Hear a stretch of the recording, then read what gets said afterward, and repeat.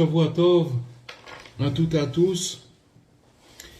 Et Chodesh Tov, on va Bezrat Hashem avec l'aide de Dieu et votre permission commencer le premier cours de l'année avec un enseignement de Rabbi Nachman que j'ai fait ce Shabbat. Et donc Rabbi Nachman il dit que il dit dans l'enseignement numéro 4 du Likutei Moharan,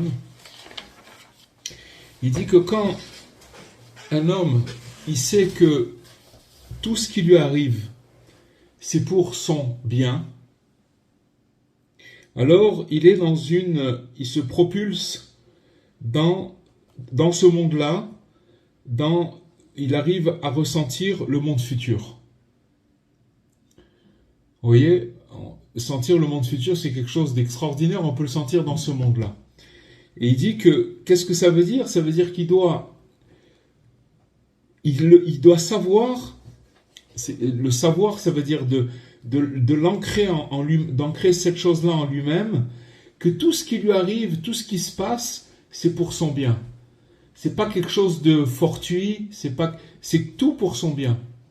C'est-à-dire que maintenant, c'est marqué dans le Talmud que même quand une personne, elle se trompe de poche, par exemple si elle sait qu'elle a de l'argent dans la poche droite et qu'elle a mis sa main dans la poche gauche, et donc elle s'est trompée de poche, c'est pas très grave, mais c'est quand même un souci. Même ces choses aussi insignifiantes, elles sont voulues par Dieu.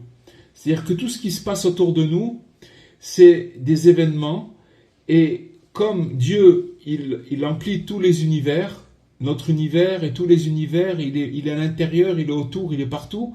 Ça veut dire que tout ce qui se passe, c'est que lui. Il n'y a que lui, il n'y a rien d'autre que lui. Donc, il y a une chose qu'il faut savoir, c'est que quand une personne, elle sait que tout ce qui se passe avec lui, c'est pour son bien, alors il arrive à ressentir la notion du Olam Haba, c'est-à-dire qu'il sent qu'il est dans le monde futur. Le monde futur, ça veut dire qu'il est sorti de ce monde-là et qu'il est propulsé dans une conscience qui s'appelle le monde futur. Qu'est-ce que ça veut dire, ce monde futur ? C'est-à-dire que c'est marqué dans les psaumes de David, Bachem ha'alel davar, be'elohim ha'alel davar. Il faut savoir que le nom de Yud Ke Vav Ke, c'est l'attribut de la miséricorde. C'est-à-dire que quand on voit ce nom marqué dans les écrits, ça veut dire que Dieu, il se présente à nous d'une manière miséricordieuse. C'est-à-dire que tout va bien, tout est fluide, tout est harmonieux. Et donc, David, le roi David, il dit que quand il m'arrive des choses qui sont bien pour moi, alors je dois louer mon Créateur. C'est pas très difficile. Quand ça roule, c'est pas très difficile de dire merci mon Dieu. Mais Be'Elohim ha'alel davar, ça veut dire que quand l'attribut de Dieu, c'est Elohim, c'est-à-dire que Dieu, il se manifeste sous un autre vêtement. C'est toujours lui, mais il se manifeste sous un vêtement de rigueur. Alors, le roi David, il dit aussi là-bas, il faut louer son Créateur. C'est-à-dire que pour les bonnes choses et pour les choses pas bonnes. Entre parenthèses, bonnes et pas bonnes, c'est dans ce monde-là. Dans la racine des choses, ça n'existe pas bon et pas bon. C'est la lumière de Dieu, ça n'existe pas bon et pas bon. C'est tout est un en haut. Mais ici, ça se manifeste de différentes façons. Donc, il nous dit, le psaume de David, ce psaume-là, ce verset-là, que d'une manière ou d'une autre, il faut louer Dieu, que ce soit bien ou moins bien. Et il dit que donc cette notion-là de louer de toutes les manières Dieu, même si on est si les choses se passent bien pour nous ou elles se passent moins bien pour nous, si on arrive à louer Dieu à ce moment-là, alors on arrive à rentrer dans une notion de monde futur, c'est-à-dire qu'on rentre dans le monde futur. C'est-à-dire, c'est le monde de la félicité, c'est le monde où finalement on a réussi à faire la réunification et à rendre les choses un. Puisque j'arrive à reconnaître que dans une situation difficile, c'est Dieu qui est là, et dans une situation facile, c'est lui. C'est toujours le même. Il n'y a pas de différence. C'est-à-dire que mon humeur, elle ne va pas changer parce qu'il se passe ci ou ça. Bien entendu, on est loin de ces notions, où des fois on y arrive un petit peu, ouais. Mais il faut savoir où elle se trouve la vérité. La vérité, elle est là. Et Rabbi Nachman, il dit comment arriver dans ce monde-ci à recevoir la félicité du monde futur, de se ressentir qu'on est dans le monde futur. Comme nos sages, ils ont dit, c'est-à-dire qu'il va y avoir un jour futur, un temps futur, où le nom de Dieu il sera un, et son nom le nom de Dieu il sera un, et son nom il sera un. D'accord? Donc ça veut dire qu'on arrivera à trouver dans chaque situation que c'était Dieu qui était partout, dans toutes les situations. On va refaire le film en arrière et on va comprendre que Dieu il sera un. Et il parle du futur. Donc il ne parle pas maintenant, il parle du futur, comment ça sera. Pourquoi? Parce que malheureusement, comme dans les situations difficiles, on n'arrive pas à reconnaître Dieu, d'accord? Donc c'est quelque chose où il faut un travail pour ça. Il faut, si vous voulez, comme il nous dit au début Rabbi Nachman, qu'il faut arriver à savoir que tout ce qui nous arrive, c'est pour notre bien. Quand on sait cette chose-là, alors on arrive à reconnaître Dieu dans le bien et dans le moins bien, et dans les choses qui sont difficiles. Et donc, nos sages, ils ont posé une question. Mais alors, qu'est-ce que ça veut dire? Ça veut dire que maintenant Dieu, il n'est pas un. On parle du futur, qu'on arrivera à reconnaître dans le bien et dans le mal que Dieu, c'est lui et que c'est que du bien. C'est-à-dire que maintenant, on n'arrive pas à le reconnaître. Alors, il répond comme ça. Ils répondent comme ça, les Chachamim, les sages, qu'est-ce qu'on fait comme bénédiction quand il nous arrive quelque chose de bien? On fait Atov et Amétiv, c'est-à-dire celui qui fait le bien et qui amène le bien, ça veut dire qu'il arrive à nous donner du bien. Donc on bénit Dieu sous cette forme-là, qui nous a donné du bien. Et pour les choses qui sont mauvaises, Dayan Haemet, c'est-à-dire que quand il arrive quelque chose de malheureux, alors on va dire c'est le juge de vérité. Dieu c'est le juge de vérité. Donc on voit que dans le monde futur, on va reconnaître que Dieu il est un, et que dans les temps futurs, on va reconnaître que Dieu, et tout le monde va reconnaître, tout le monde, toutes les nations, tout le monde, absolument tout le monde, on va pouvoir reconnaître que Dieu, c'est lui qui est partout dans toutes les situations.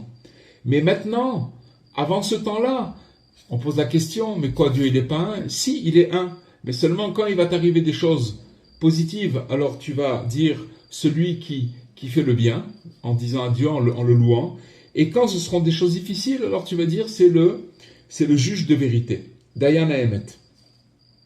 Mais dans le futur, alors on fera que une seule bénédiction. Une seule bénédiction, ça veut dire que Dieu il fait que du bien. Pourquoi? Parce qu'on arrivera à reconnaître à travers toutes les parures qui sont devant nous et qui nous empêchent de voir la vérité. On va reconnaître que c'est Dieu. Voilà. On va reconnaître qu'en vérité, derrière chaque chose, il y avait le nom de Yud Kevavke, ça veut dire l'attribut de miséricorde. Et que aussi l'attribut de Elohim, qui représente l'attribut de la rigueur, les deux, c'est la même chose, en fait. Alors maintenant, il nous dit la chose suivante. Comment on fait pour arriver parce que c'est bien, on nous parle du futur, mais nous, ce qu'on veut arriver, c'est que dans notre présent, on arrive à voir d'une manière ou d'une autre que dans toutes les situations, les choses, elles sont égales, qu'on arrive à reconnaître Dieu, c'est ça qu'on veut arriver. On ne veut pas attendre un temps futur. Rabbi Nachman, il nous donne la clé de pouvoir arriver à comprendre et à voir que quand il nous arrive des choses qu'on ne comprend pas, qui sont sous des parures qui sont un peu rigoureuses, et qui nous secoue, qu'on arrive à reconnaître derrière ces parures Dieu, notre Dieu. Comment on arrive à ça? Comment on arrive à faire de comprendre, arriver à ce que tout ce qui nous arrive, de le comprendre que c'est pour notre bien? Alors il dit Rabbi Nachman, c'est avec la confession. Ça veut dire la confession, ça veut dire de commencer à parler des erreurs que l'on a fait. Des erreurs qu'on a fait. Que quand une personne, elle s'isole, elle multiplie, elle s'isole avec Dieu, c'est-à-dire qu'elle se met dans un endroit où elle est isolée avec Dieu et que maintenant elle prend un temps où elle se dit maintenant je suis avec Dieu, je suis avec lui, d'accord? Donc quand elle fait cette démarche-là, et que devant Dieu il va commencer à parler de ses erreurs, d'accord? De ses erreurs. Maintenant, attention, quand on parle de ses erreurs, c'est pas pour s'accabler. Et vous allez voir pourquoi. Vous allez voir pourquoi, c'est quelque chose d'extraordinaire. Donc il va commencer à parler de ses erreurs, de ce qui se passe avec lui, de ses actions, etc.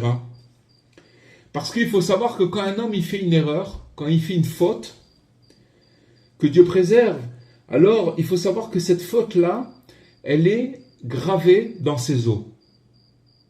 Elle est gravée. C'est quelque chose qui se grave dans les os de la personne.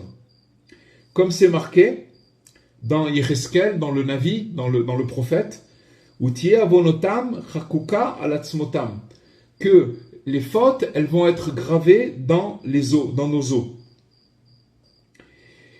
Et à cause de ça, tous les problèmes qu'on peut avoir, ils viennent de ça. Pourquoi? Parce que quand on a fait des fautes et que nos fautes, elles sont gravées dans nos os, alors ces fautes-là, elles viennent se venger et elles nous font mal. Elles se vengent.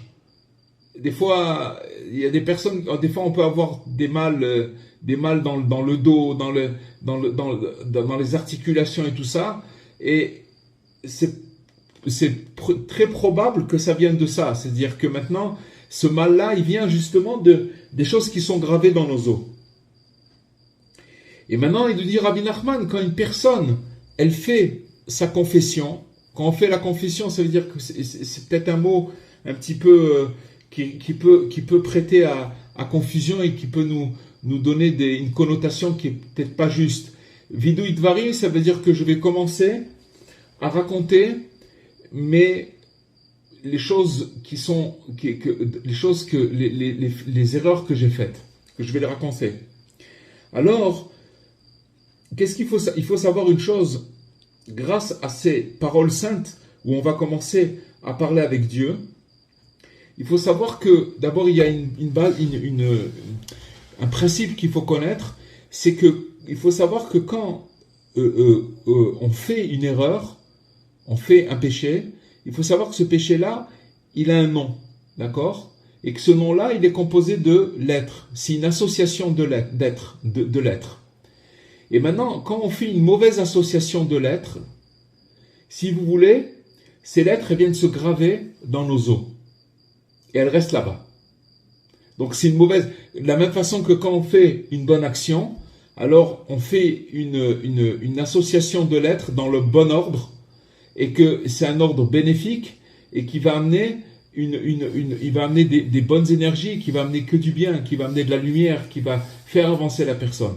Mais quand on a associé des mauvaises lettres et que on a fait des erreurs, alors cette association de lettres, elle est dans un mauvais ordre et elle est gravée dans nos os.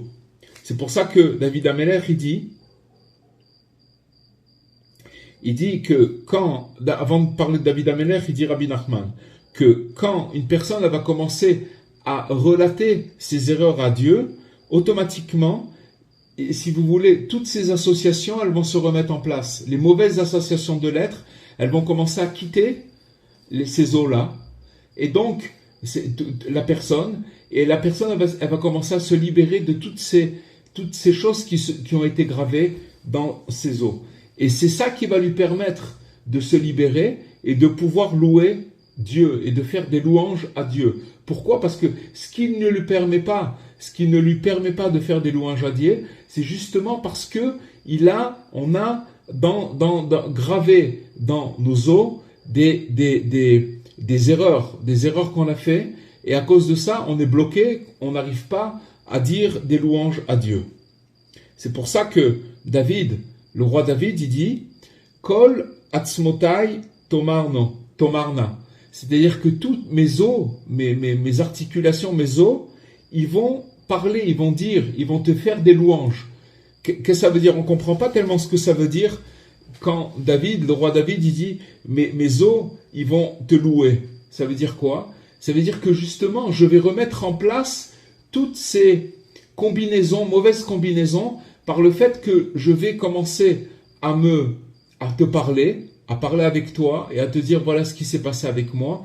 Je vais remettre toutes les choses en ordre. Et quand je les remets en ordre, alors automatiquement, il va sortir de ses os toutes ces mauvaises combinaisons de lettres et ça va dégager en moi des louanges. Parce que à partir du moment où je vais être libéré, je vais être moi-même, je vais vouloir louer Dieu et je vais commencer à lui faire des louanges et des chants, etc.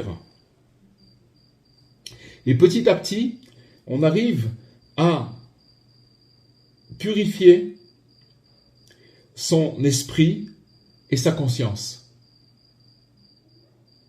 par le fait de parler avec Dieu et de lui raconter tout ce qui se passe avec nous. Jusqu'à qu'il arrive, la personne, elle va arriver à un degré que tout ce qui lui arrive, c'est pour son bien. C'est ça qui veut dire, parce que quand Rabbi Nachman il dit que Shadam Yodea, quand une personne elle sait que tout ce qui lui arrive, c'est pour son bien, alors de savoir, c'est pas quelque chose de simple. Vous comprenez? Savoir, ça veut dire d'avoir. C'est comme je vous donne un exemple, c'est que si vous savez combien il y a sur votre compte en banque. D'accord? Vous savez combien vous avez dans votre porte-monnaie. Alors quand vous allez dans la rue et que vous avez votre portefeuille et que vous savez que vous avez 50 € dans votre portefeuille, vous savez que vous avez 50 €. Peu importe où vous allez, c'est quelque chose qui est établi dans votre conscience. Mais quand on ne sait pas, on ne sait pas. C'est l'inconnu. Donc, de savoir quelque chose, c'est quelque chose qui est ancré. Maintenant, comment on arrive à ancrer ces choses-là en nous, cette chose-là en nous? On a fait tout le processus, c'est-à-dire que maintenant, une personne, elle va parler à Dieu, elle va commencer à s'isoler pour parler avec Dieu, et qu'elle va lui raconter toutes ses affaires, tout ce qui se passe avec lui. Alors, pourquoi? Parce que quand un homme il fait des erreurs, on a expliqué que c'est inscrit dans ses os et il y a une mauvaise association de lettres qui le bloque pour s'exprimer. Mais à partir du moment où il va faire ça, petit à petit, ces choses-là elles vont petit à petit partir, d'accord? Et à ce moment-là, ça va lui donner la possibilité de pouvoir faire des louanges à Dieu. Et là, il va pouvoir arriver à savoir que tout ce qui lui arrive, c'est pour son bien. Vous comprenez toute la boucle? Alors maintenant, je vais sauter un petit peu, parce que c'est une longue étude, mais on va coller cette chose-là. En vérité, ici, il ramène une chose que la chose qu'il y a de pire dans ce monde pour un homme, pour un être humain, c'est la jalousie. La jalousie, c'est quelque chose de terrible. La Mishnah, elle dit à Kina ve'ata'ava ve'akavod motzim et adam mina olam. Ça veut dire que la jalousie, la passion et les honneurs, ces trois choses-là, elles font sortir l'homme de ce monde. Ça veut dire qu'elles le tuent complètement. Maintenant, d'où vient cette notion de jalousie? Cette notion de jalousie, elle vient, pourquoi une personne elle est jalouse? Et de ça il arrive tous les problèmes, toutes les disputes. Si on se dispute avec quelqu'un, ça vient que de cette chose-là. C'est-à-dire qu'en fait, on voit ce qui se passe chez l'autre, qu'une personne elle a plus d'argent, ou elle a plus d'honneur, ou elle a plus de ci ou de plus de ça, et alors la personne elle peut tomber dans cette chose-là qui s'appelle la jalousie. Et en fait, c'est complètement à l'envers de la foi, Parce que si quelqu'un il savait que tout ce qui se passe pour lui c'est pour son bien et que Dieu il donne à chacun ce qu'il a besoin, il regarderait même pas ce qui se passe chez l'autre. Mais c'est quelque chose qui vient en fait et on va expliquer un petit peu là d'où vient cette jalousie et que c'est quelque chose qu'il faut enlever et qu'il faut se débarrasser au plus vite et c'est parce que c'est quelque chose qui tue la personne, littéralement la tue. La Mishnah dit qu'elle l'a fait sortir du monde, ça veut dire qu'il meurt avec ça. C'est quelque chose qui raccourcit la vie de la personne. On a lu dans la section hebdomadaire de cette semaine, dans Parashat Bereshit, c'était la première section hebdomadaire de l'année, on a commencé la Torah ce Shabbat.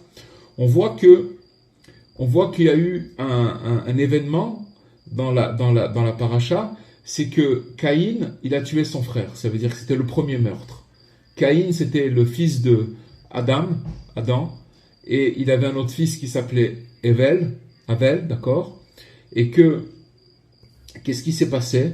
C'est que les deux, c'était des serviteurs de Dieu, mais il y en avait un, Caïn, que quand il amenait des offrandes à Dieu, ces offrandes, elles montaient pas. Elles arrivaient pas à monter. Et en fait, Avel, quand il faisait ses offrandes, alors ces offrandes, elles montaient, elles arrivaient à Dieu. C'est marqué dans les commentateurs que Caïn, il mettait pas son cœur dans la mesure où, si vous voulez, il amenait pas des offrandes à Dieu qui étaient de bonne qualité. Il prenait les choses, comme on dit, second choix. D'accord? Avel, lui, mais maintenant, ce qui s'est passé, c'est que Caïn, il a commencé à regarder son frère d'un mauvais œil. C'est le cas de le dire. Le mauvais œil, la jalousie, elle amène le mauvais œil. Et il a vu que son offrande, elle était acceptée, l'offrande de son frère. Et Caïn, il est venu, il a tué son frère. Donc on voit que cette jalousie-là, elle a amené à tuer son frère. Et donc c'était le premier meurtre. Après, bien entendu, avant ça, il y a eu encore une autre histoire. C'est que quand Adam et Ève, ils ont été créés, il faut savoir qu'il y avait là-bas ce qu'on appelle le Nachash Akadmoni, c'est-à-dire que le serpent, mais dans toute sa splendeur. Il faut savoir que c'est marqué que le serpent, c'était une créature extraordinaire, avec du charisme, avec de la prestance. C'était quelque chose qui parlait plusieurs langues, qui avait du charme. C'était une créature extraordinaire.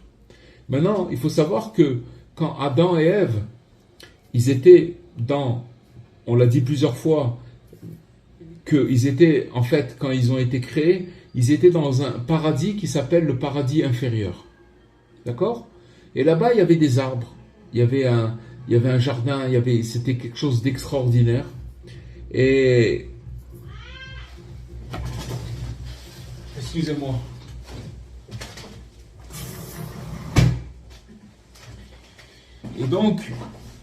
Et donc, qu'est-ce qui s'est passé?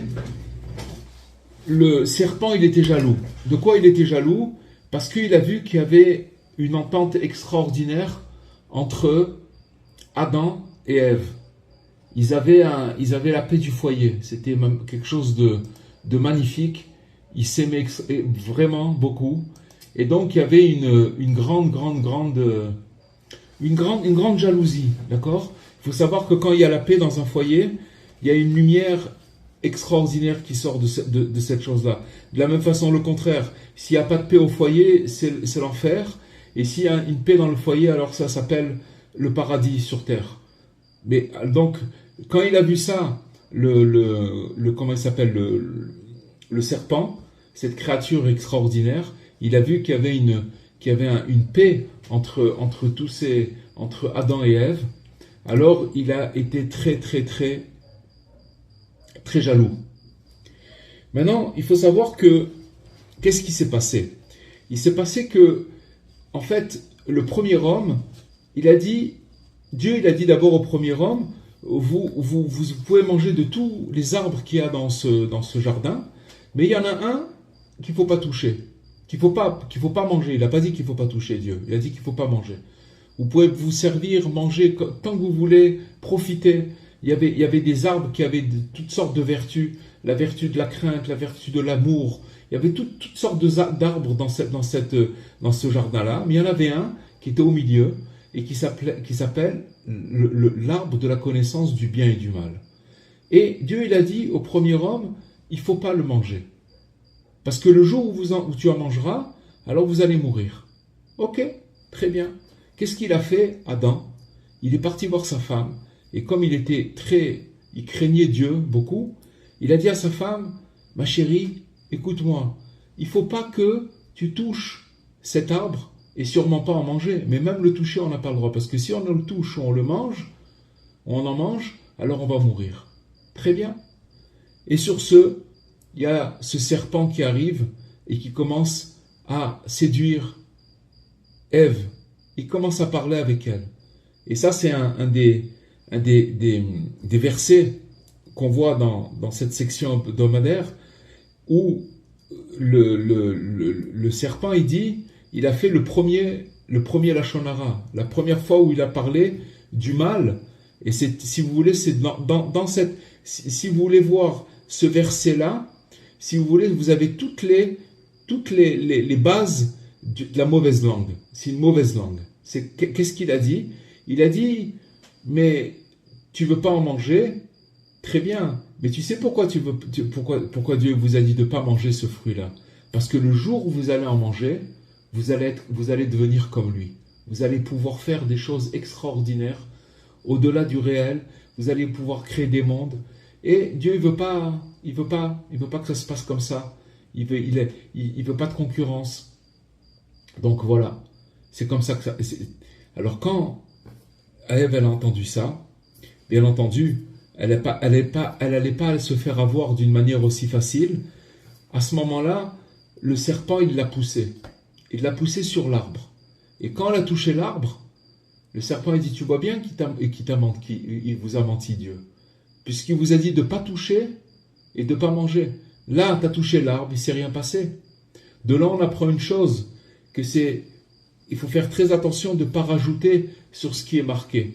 C'est-à-dire qu'il faut faire les choses, la loi, il faut la faire comme elle est marquée, pas faire de, comment on appelle ça, de rajouter des choses qu'on appelle en hébreu des chumrot, ça veut dire de rajouter des choses qui sont pas marquées, ou alors de faire, parce que ça peut faire des fois des désastres. Et donc, à ce moment-là, elle a fait manger son mari, et l'histoire, on la connaît, toute la fin de l'histoire. Maintenant, ce qui s'est passé, c'est que normalement, ils auraient dû rentrer par le fait que c'est marqué qu'en fait, ils ont été créés quelques heures avant le Shabbat, puisqu'ils ont été créés le vendredi. Et quand ils ont mangé vraiment peut-être 2 heures ou 3 heures avant Shabbat. Si ils avaient attendu le Shabbat, alors c'est marqué qu'ils auraient fait le Kiddush, ils auraient sanctifié ce fruit-là, et avec cette sanctification, ils auraient fait monter toute la création, et toutes les choses auraient été réparées, et la réparation des mondes, elle était faite. À cause de ça, ils ont été virés de ce jardin d'Éden inférieur, et Dieu il a mis là-bas des anges pour garder avec des épées, et voilà. Maintenant, pour revenir à ce qu'on a dit au début, que comment arriver à cette conscience que tout ce que Dieu y fait, c'est pour notre bien.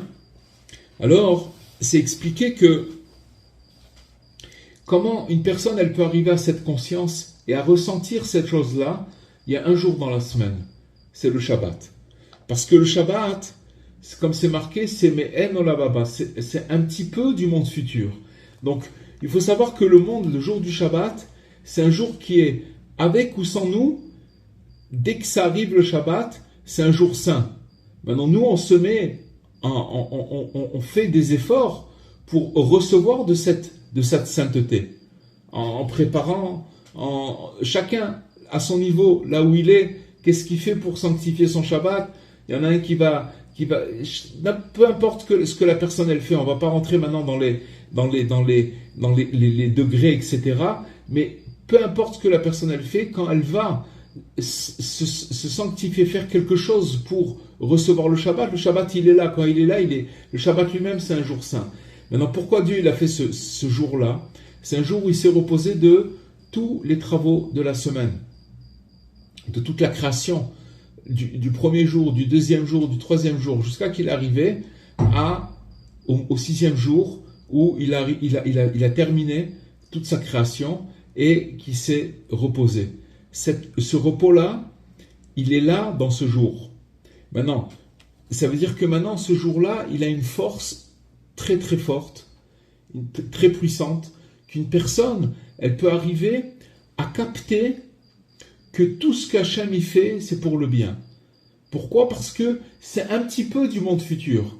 Donc si vous voulez, une personne qui va commencer à ressentir la sainteté du Shabbat, alors il va pouvoir plus facilement faire entrer dans son esprit que tout ce qui lui arrive c'est pour le bien, et que tout c'est pour le bien de l'homme.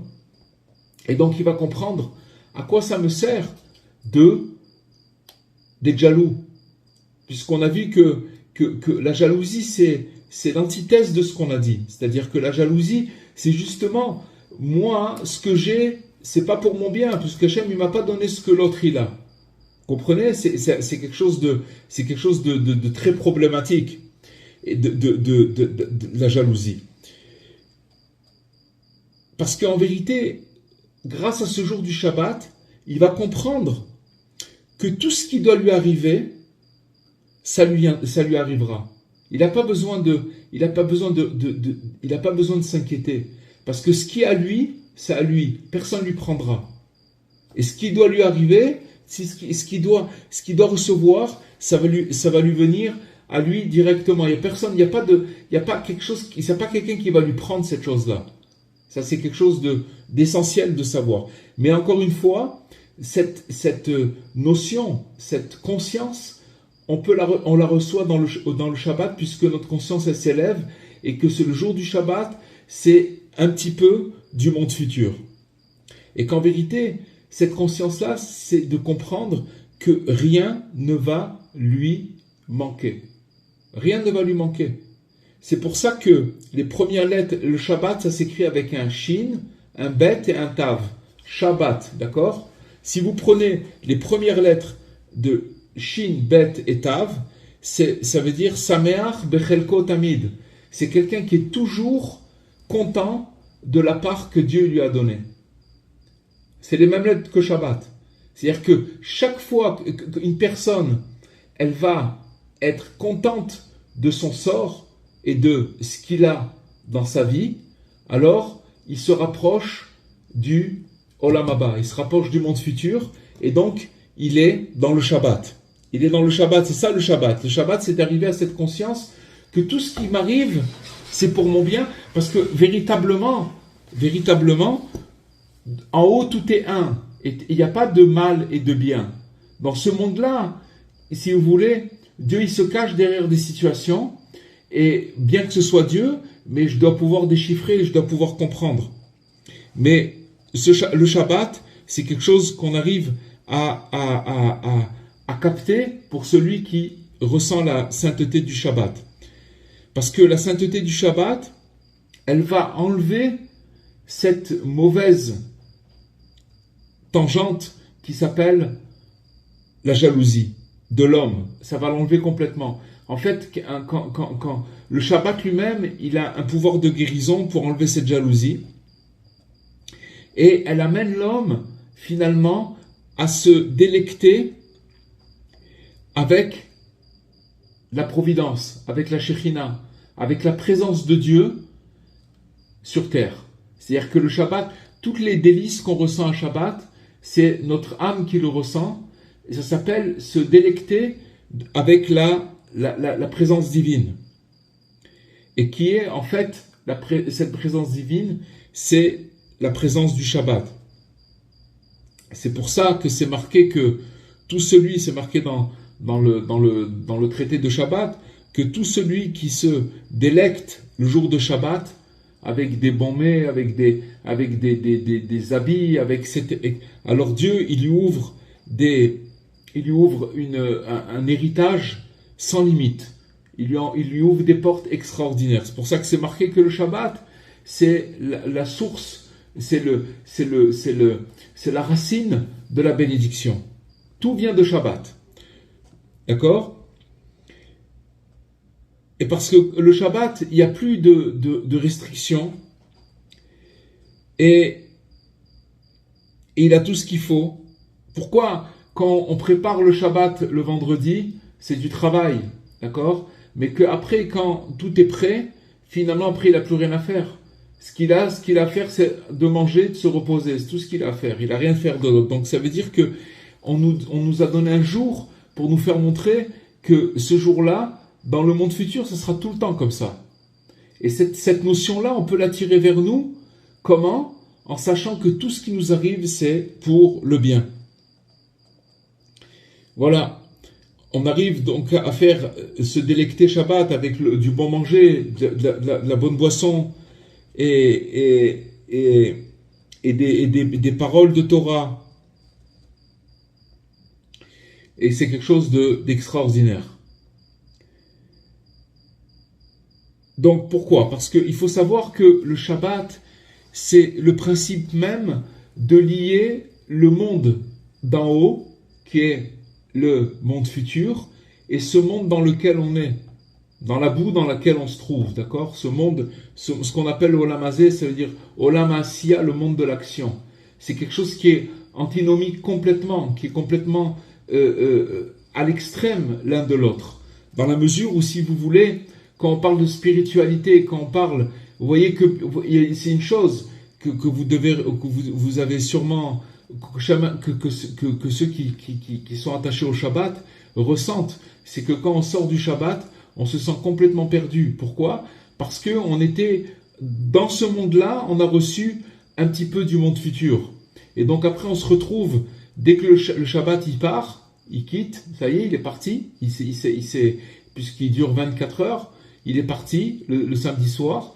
Après quand les étoiles les ont apparues, alors, si vous voulez, on se retrouve confronté à ce monde-là, et donc on n'a plus cette conscience qu'on avait pendant le Shabbat. Pour ça que celui qui investit dans le Shabbat, dans la mesure où il essaye de faire quelque chose, chacun à son niveau, d'investir dans le Shabbat, c'est chacun à son niveau, c'est-à-dire de faire quelque chose pour le Shabbat. De faire quelque chose pour le Shabbat, et de peut-être nettoyer la maison, de faire des choses qui pour accueillir le Shabbat. C'est comme si on allait accueillir un roi, une reine, quelque chose d'extraordinaire. Toutes ces choses-là, c'est ça qui va nous permettre, après dans la semaine, quand on va repartir dans le monde de l'action, qui va rester une trace qui va nous faire tenir. Mais pendant le Shabbat, on arrive à lier ces deux mondes, le monde d'en haut et le monde d'en bas,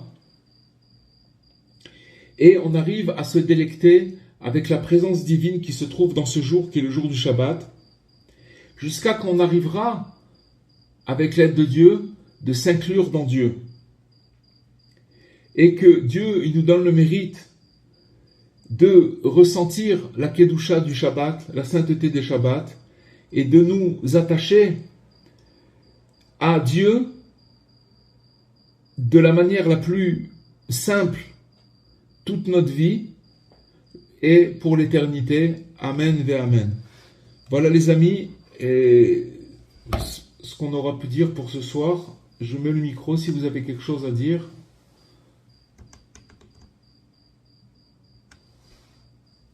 Là, une question s'il vous plaît. Lorsque vous avez dit que quand l'homme il faute, les fautes elles viennent et elles prennent cette énergie elles prennent ces fautes-là, et ces fautes-là elles viennent pour attaquer l'homme en fait. Est-ce que vous pouvez un petit peu développer ça? On a dit très simplement que une faute, elle a une combinaison de lettres. D'accord? Oui. Maintenant, ces lettres, quand elles sont comme ça s'appelle une faute, comme ça s'appelle une faute, ça veut dire que maintenant la combinaison elle est négative. D'accord? On va combiner, on va faire une association de lettres qui sont mauvaises. Et qu'est-ce qui se passe à ce moment-là? Alors, elles viennent se graver dans nos os. Elles sont gravées. Maintenant, quand elles sont gravées dans nos os, elles nous créent des problèmes. Elles nous créent des soucis. Elles se vengent contre nous. Elles nous font mal. Elles nous font mal. Elles nous rendent la vie amère. Voilà. Exactement. Voilà. Maintenant, c'est facile. Quand on dit ça, ça peut affoler. On dit waouh, qu'est-ce que c'est ça? Ces histoires-là, c'est très bien, mais comment on fait maintenant? Rabbi Nachman, il a dit que maintenant, grâce au fait qu'on va commencer à exprimer sa bouche pour parler de ses fautes et de dire à Dieu, aide-moi, voilà ce qui s'est passé avec moi et tout ça, et tu m'aides. Même peu importe ce qui va se passer après. D'accord? Peu importe ce qui va se passer après. Parce que des fois, la personne dit oui, mais je fais des fautes, mais comment je vais faire pour arriver à arrêter? Puisque maintenant, quand je vais parler avec Dieu, je sais que de toutes les façons, je vais retomber. Ok? La personne, elle réfléchit comme ça, et à cause de ça, elle dit rien. Elle dit, mais non, c'est bien, il faut parler à Dieu que si je suis capable de m'arrêter. Mais si je suis pas capable, à quoi ça va servir? C'est pas vrai, c'est faux complètement. Le fait de parler avec Dieu, c'est d'arriver dans un endroit où de lui dire, Dieu, j'ai pas les forces. Je sais que c'est pas bien, mais j'y arrive pas. Alors maintenant, aide-moi. Alors quand une personne, elle fait, en même temps, elle relate l'erreur qu'elle a faite, le péché qu'elle a fait, et d'un autre côté, elle demande de l'aide à Dieu. Cette chose-là, nous dit Rabbi Nachman, c'est ça qui permet de pouvoir remettre ces mauvaises combinaisons en place. Et malheureusement, on en a beaucoup, mais c'est ça le travail. Il nous donne la clé que par le fait de parler à Dieu et de s'isoler pour parler à Dieu, alors ces combinaisons-là vont se remettre en place, et à ce moment-là, il va dégager de lui où il va vouloir prier, il va vouloir chanter avec Dieu. Ça va lui donner l'envie de faire des louanges. Pourquoi? Parce qu'il va se retrouver allégé de ce blocage-là. Vous comprenez? Oui. C'est ça voilà, c'est ça le principe. Mais bon, il y a beaucoup de choses à dire, mais avec l'aide de Dieu, je vais essayer de remettre le cours. Faut le réécouter, et celui qui veut regarder, il a qu'à aller dans la Torah 4 du Likutei Moharan, et il verra là-bas, il verra toutes ces notions-là. Il va les retrouver. On peut réexpliquer la connexion entre le Shabbat. Pourquoi c'est grâce au Shabbat qu'on arrive à comprendre que tout est pour le bien, en fait, que tout ce qui nous arrive, c'est parce qu'on se déconnecte, en fait, du temps de tout, et on relativise les choses. C'est tout simplement parce que le Shabbat, c'est la connexion entre le monde d'en haut et le monde d'en bas. C'est le seul jour de la semaine, si vous voulez, c'est pour ça que c'est marqué Me'en Olam Haba. C'est un petit peu du monde futur. Dieu, il a fait un jour qui donne la possibilité pour ceux qui font quelque chose pour le Shabbat, alors où ils vont ressentir en eux que ce jour-là, il a une sainteté extraordinaire, et cette sainteté-là, c'est la connexion, c'est la connexion entre le haut et le bas, ça veut dire le monde d'en haut et le monde d'en bas qui se fait le jour du Shabbat. À partir du moment où on est connecté au Olam Haba, au monde futur, alors on est connecté à la source, à la racine, et dans ce cas-là, qu'est-ce qui va se passer? Alors on va pouvoir ressentir que tout, même si je passe dans des soucis et dans des choses, je sais que c'est pour mon bien, parce qu'Hachem il fait que du bien puisque je suis connecté là-bas. Vous comprenez ce que ça veut dire? Oui. Donc ce jour-là, il est propice pour ça. Pour ça que ce jour-là, il faut faire beaucoup de réserves. Rabbi Nachman, entre parenthèses, il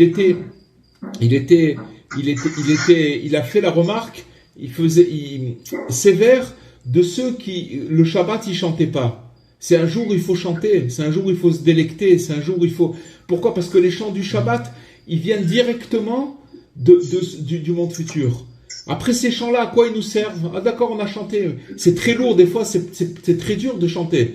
Mais il faut chanter le Shabbat, il faut faire des efforts pour chanter, parce que ces chants-là, le chant, il vient directement de la mélodie du monde futur. Et cette mélodie du monde futur, quand je vais me retrouver dans la semaine, dans les soucis, ballottés, dans les trucs, déchirés, durs, la semaine, c'est une bagarre, c'est la guerre, la semaine. D'accord? Alors, dans la semaine, je vais être transporté, je vais être soutenu par tout ce que j'ai fait pour le Shabbat, et par cette conscience que j'ai ressentie, que j'ai perdue, mais il reste une trace. D'ailleurs, je vais vous dire une chose.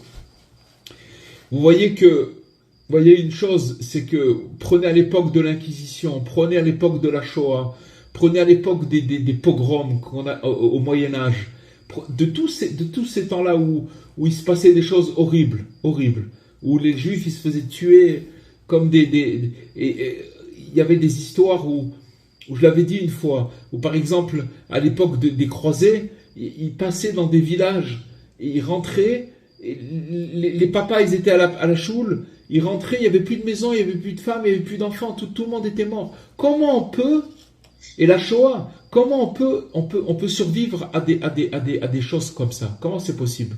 C'est que le Shabbat. Pourquoi? Parce qu'ils se sont attachés au Shabbat de toute leur force, et le Shabbat leur donne la force de pouvoir arriver à savoir que la chose, elle est pour le bien. Et regardez où on est aujourd'hui. Regardez que le peuple juif, il est encore là. Comment il a tenu, vous croyez? Comment il a tenu? Il a tenu que par la force du Shabbat. C'est que ça qu'il a fait tenir. Que par la force de la connexion qui est entre le haut et le bas. Et que même s'ils se partent, il y a des gens qui ont vu des gens se faire brûler dans les fours crématoires. Oui. Et voilà. Ces gens-là, ils sont sortis. Ces gens-là, ils ont refait des familles.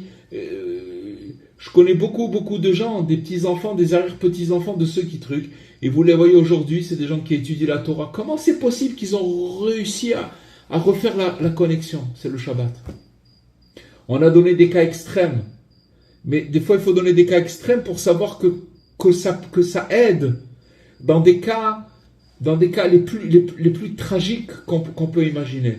Alors, à plus forte raison que nous, on est ballottés à droite, à gauche, on est, grâce à Dieu, dans une génération où même si tout est indécis, mais on n'a pas connu toutes ces choses-là.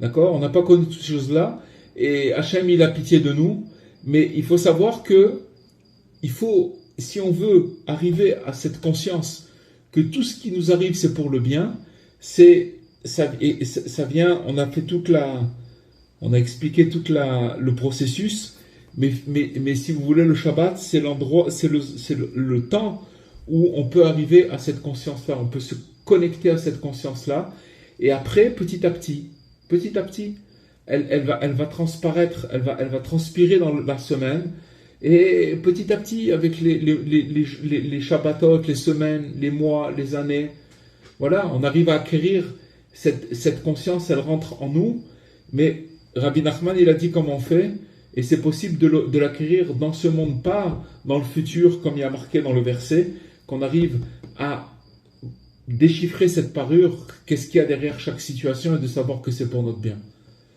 Voilà les amis. Merci Rav. Excusez-moi Rav, j'ai une question qui est peut-être certainement en dehors du cours. Attends, je crois qu'il y a Abraham qui a levé la main depuis tout à l'heure. Abraham, vous vouliez parler? Non, c'est mon fils. Vas-y. Il a levé la main tout à l'heure. Si c'est dans le sujet, Rav, je te laisse pour la fin si tu veux bien.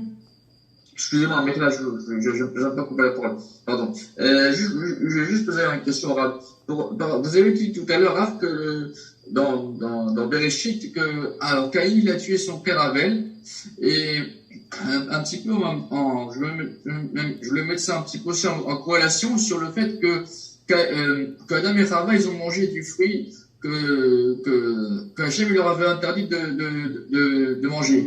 Ouais. En fait, pour vous, est-ce que c'était c'était parce que Hachem voulait leur laisser le libre arbitre, ou bien tout était déjà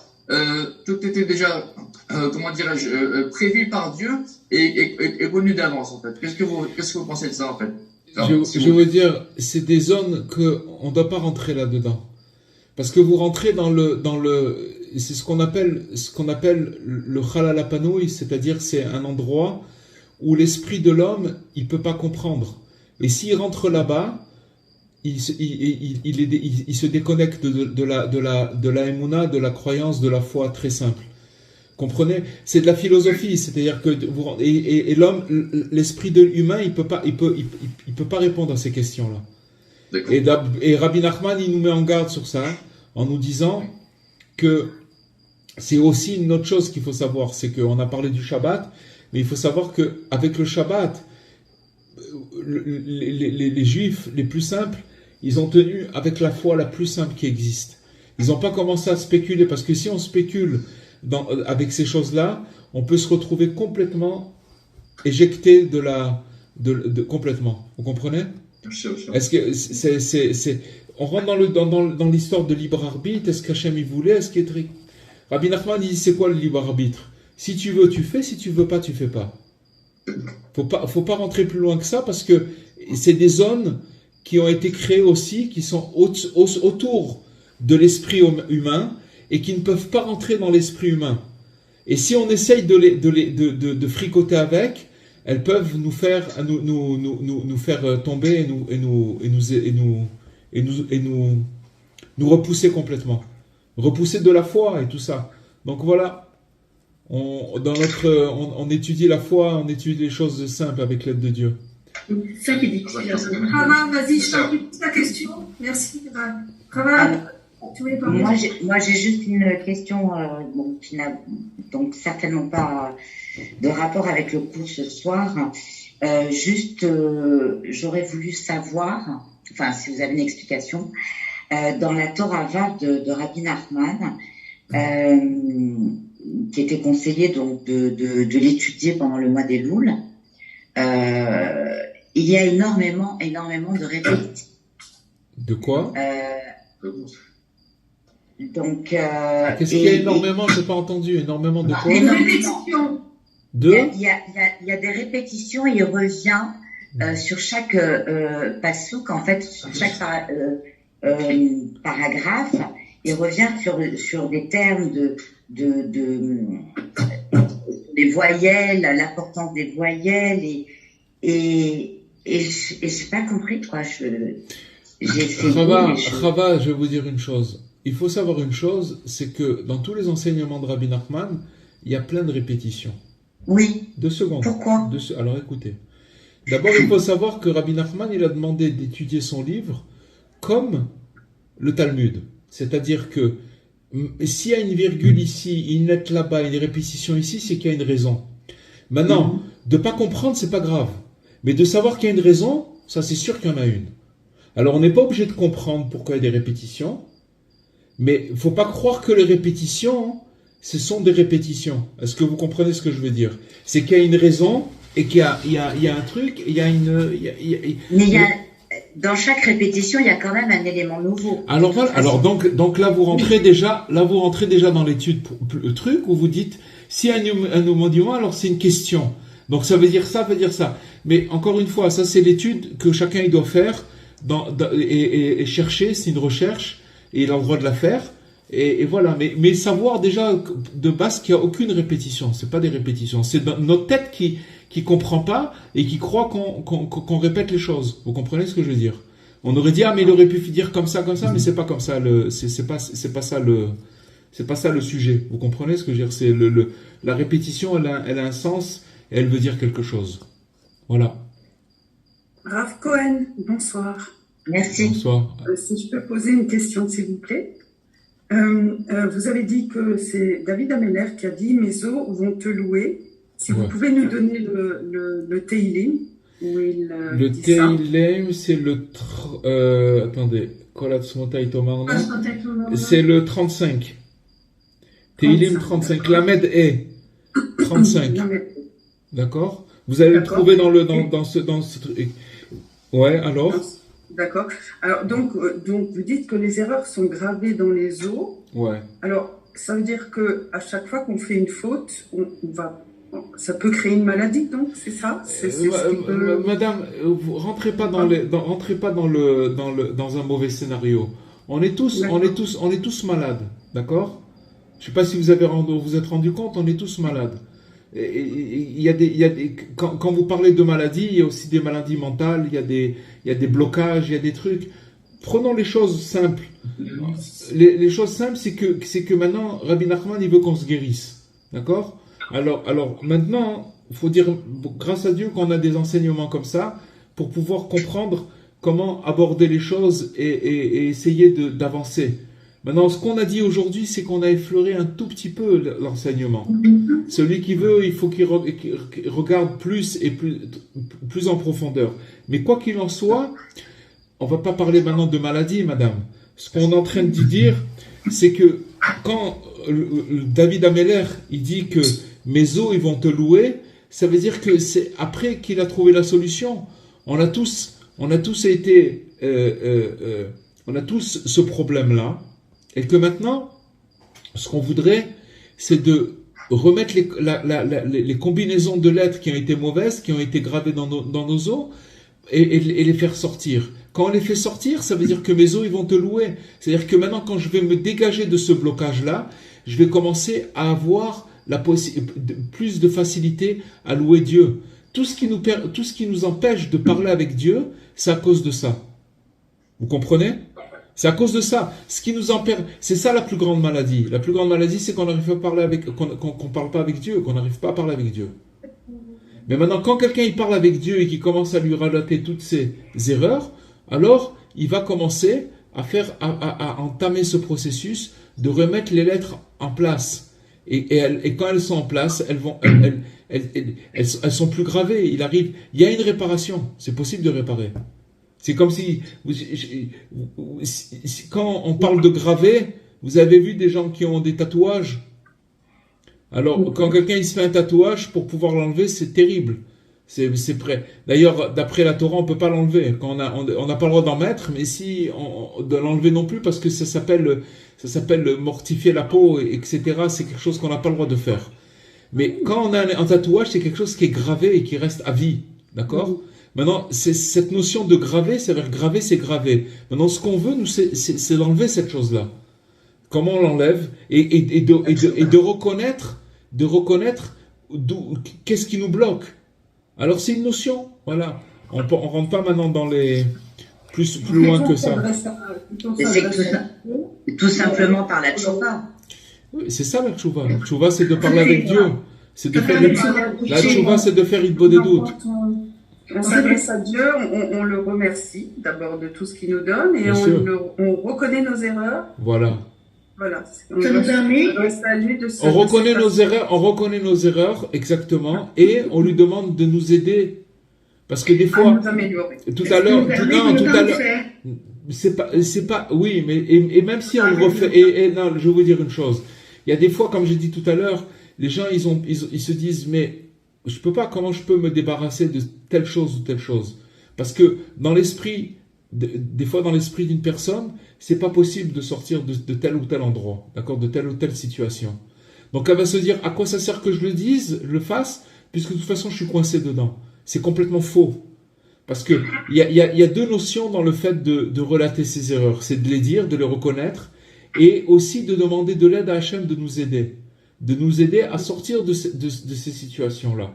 Et même si on doit le refaire des milliers et des milliers et des millions de fois, le truc c'est de ne pas jamais s'arrêter de demander. Parce que c'est sûr que quand on va demander, il y a un jour où un matin on va se lever, oh, c'est terminé, ça a disparu, on ne sait pas comment. Eh bien ça a disparu. Voilà. Voilà les amis. Merci beaucoup.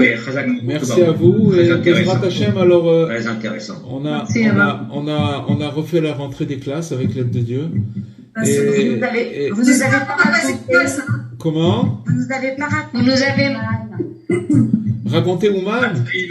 Bah oui, quand même. Ah ben, alors Bezrat Hashem, c'était magnifique dans la mesure où on pensait que tout le monde pensait d'ailleurs qu'avec ce qui se passait là-bas, il y allait avoir beaucoup de monde et c'était quelque chose d'extraordinaire dans la mesure, je vais vous dire pourquoi.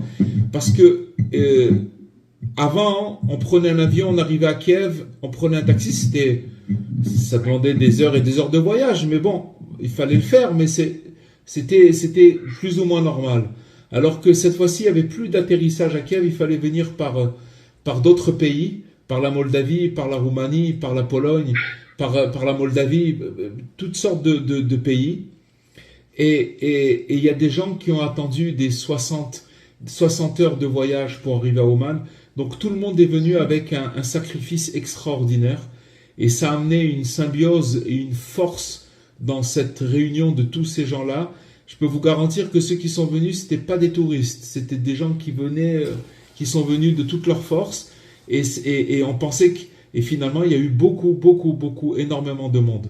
Bien qu'il y avait des restrictions, que le soir, si vous voulez, à partir de 11h du soir jusqu'à 5h du matin, il fallait mettre comment dirais-je, sur les fenêtres. Non, oui, il y avait un couvre-feu, mais il fallait mettre sur les fenêtres des sacs poubelles pour pas qu'on voie la lumière de l'extérieur.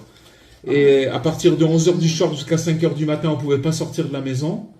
Et avec toutes ces restrictions, voilà, Baruch Hashem, ce que je peux vous dire, c'est que voilà, le rassemblement de Rabbeinu, de Rabbi Nachman, il était là, et on voit que c'est lui qui gère tout son Rosh Hashanah, puisqu'il a dit tout mon truc, c'est Rosh Hashanah, tout mon Inyan, c'est Rosh Hashanah.